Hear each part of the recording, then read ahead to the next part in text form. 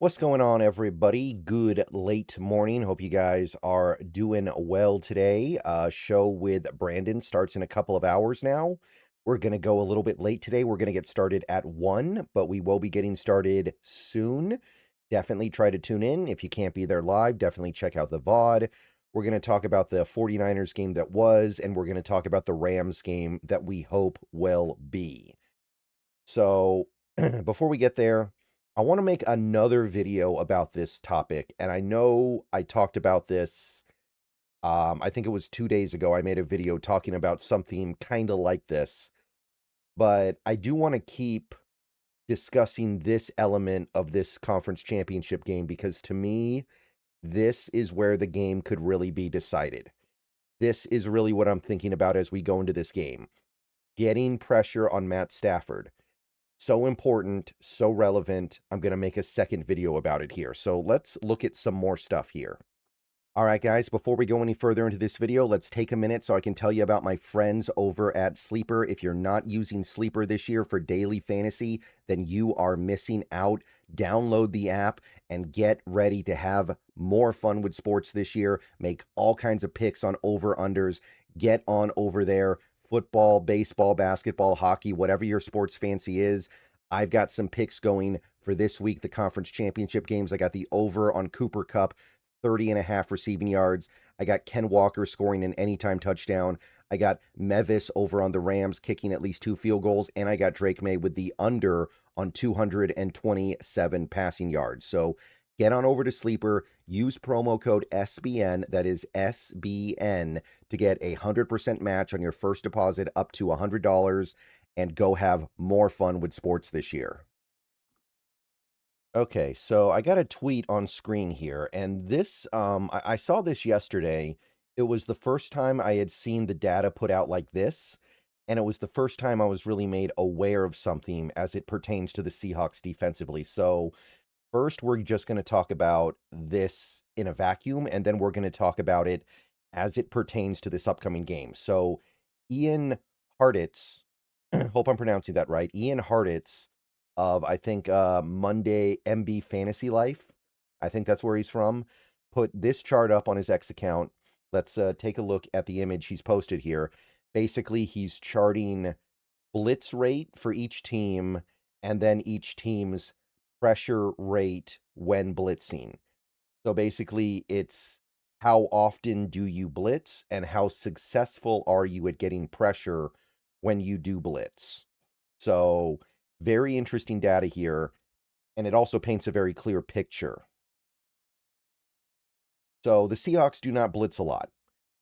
This is, by the way, including playoffs, so this includes the game against the Niners. You can see Seattle does not blitz very much. It's about 21.5% is their blitz rate. They're not the lowest, but they are among the lowest. You've got Houston, Green Bay, Philly, the Rams, Chargers, Bengals. They're all a little bit lower, but there are a lot of teams that are higher. And I think Titans might be a little bit lower than us as well, but we do not blitz that much. That doesn't mean we're not cooking up exotic pressures, but in terms of actually sending more than 5 players, we don't do it that often. However, and this is the thing that I didn't know. I knew about the blitz rate part. We are the best in the league by far at getting pressure when we do blitz. As you can see, that the pressure rate when blitzing for Seattle is about 56%, approximately. Call it 56, maybe 55.5. The second highest is Houston. They're at about 52, so it's actually not even that close. So there is a big incentive for Seattle to blitz a lot because they are very successful at creating pressure when they do. Now, obviously, part of the reason why they're so good at blitzing is the fact that they don't do it that much. So I'm not advocating for Seattle to suddenly do what the Vikings do. The Vikings blitz constantly. The Vikings live and die by the blitz because they feel like they have to, and that is the Brian Flores way. And I think it works fairly well for them. They have a good defense in Minnesota, all things considered. So I'm not advocating for us to start blitzing way more, but this is a pretty compelling argument to the idea that Seattle should blitz more if you just want to take these numbers in a vacuum. So first of all, just talking about this statistic, this goes to further show how good Mike Macdonald is at this stuff, how good of a defensive coach Macdonald is. He's able to generate a ton of pressure without blitzing, and when he does blitz, he blitzes at the right times and in the right ways to get it done. So you look at something like this, and it reminds you just how good Macdonald is at this stuff.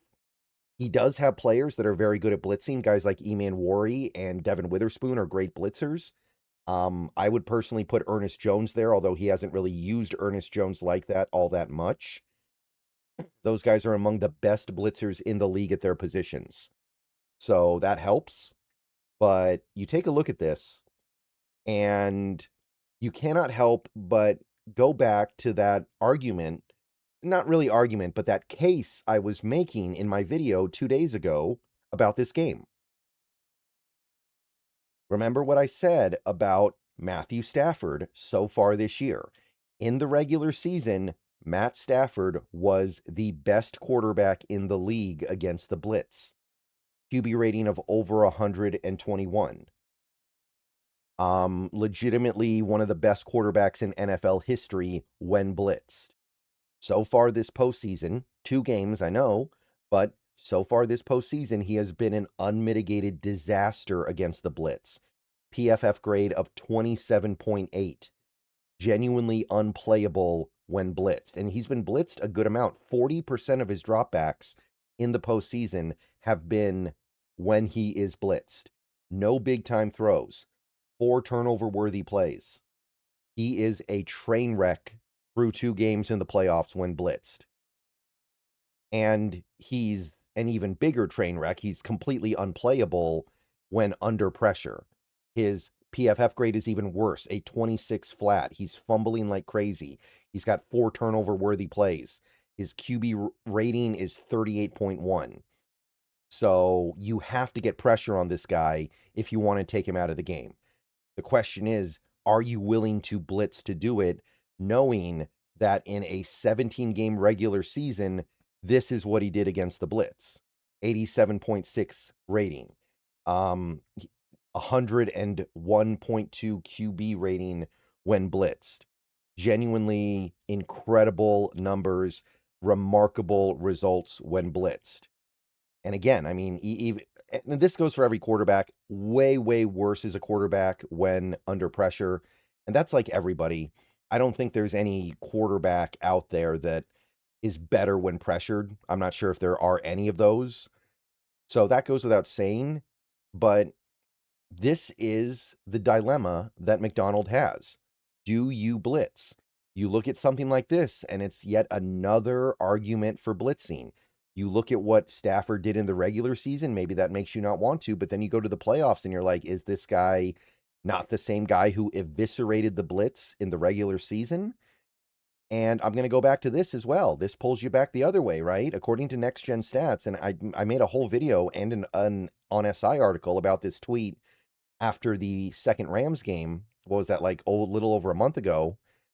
In the first 3 quarters against the Rams, the Seahawks blitzed like crazy, and it was a disaster. It didn't work at all. We had 3 atrocious quarters of defense where the Rams completely eviscerated us.